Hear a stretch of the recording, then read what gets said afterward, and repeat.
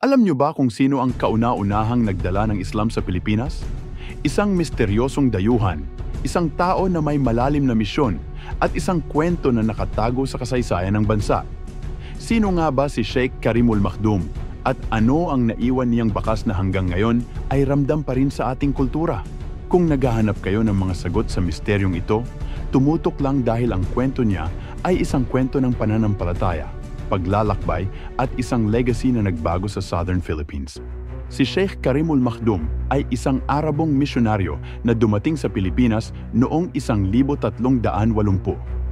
Siya ang kauna-unahang nagpakilala ng Islam sa Sulu Archipelago. Isipin niyo, ito ay 140 taon bago pa man dumating si Ferdinand Magellan sa ating bansa. Pero, paano siya nakarating dito? Sa mga dokumento at tradisyong naipasa sa mga henerasyon, sinasabing si Sheikh Karimul Makhdum ay naglayag mula sa Malay Indonesian region patungo sa Tawi-Tawi. Pero hindi lang ito isang karaniwang paglalakbay. May dalang misyon si Makhdum, ang ipalaganap ang Islam. Sa Simunul, Tawi-Tawi, itinatag ni Sheikh Karimul Makhdum ang unang mosque sa Pilipinas. Tinawag itong Sheikh Karimul Makhdum Mosque o mas kilala bilang Masjid Sheikh Makhdum. Ang masjid na ito ay hindi lang basta lugar ng dasal. Ito ang naging sentro ng kultura, edukasyon at pananampalataya para sa mga unang Muslim sa bansa. Ang mosque na ito ay may mga haliging gawa sa Bakawan na tumagal ng higit 600 taon. Isipin niyo, hanggang ngayon, nakatayo pa ang mga haligi nito bilang testamento ng pananampalataya at kasaysayan. Ang pagdating ni Sheikh Karimul Makhdum ay nagbukas ng isang bagong yugto sa kasaysayan ng Pilipinas. Ang Islam ay naging bahagi ng kultura at pamumuhay ng maraming Pilipino, lalo na sa Mindanao. Hanggang ngayon, ang mga prinsipyong dala ng Islam tulad ng kapayapaan, pagkakaisa at pananampalataya ay nananatiling buhay sa maraming komunidad. Ngunit hindi naging madali ang lahat.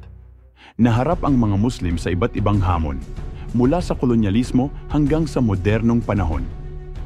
Ang kwento ni Sheikh Karimul Makhdum ay paalala na kahit sa gitna ng pagsubok, ang pananampalataya ay isang malakas na pundasyon. Nakaka-inspire, di ba? Kung gusto nyo pa ng ganitong mga kwento, huwag kalimutang mag-like, mag-share at mag-subscribe. I-click na rin ang notification bell para lagi kayong updated sa mga bagong videos namin. Ang legacy ni Sheikh Karimul Makhdum ay buhay na buhay.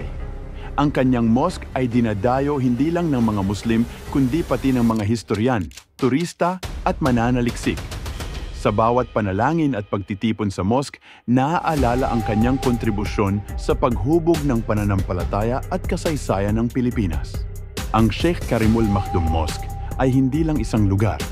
Ito ay simbolo ng pagkakakilanlan ng mga Muslim sa Pilipinas. Ang kwento ni Sheikh Karimul Makhdum ay kwento ng isang tao na may malalim na pananampalataya. Isang kwento ng simula na nagbigay liwanag sa maraming Pilipino.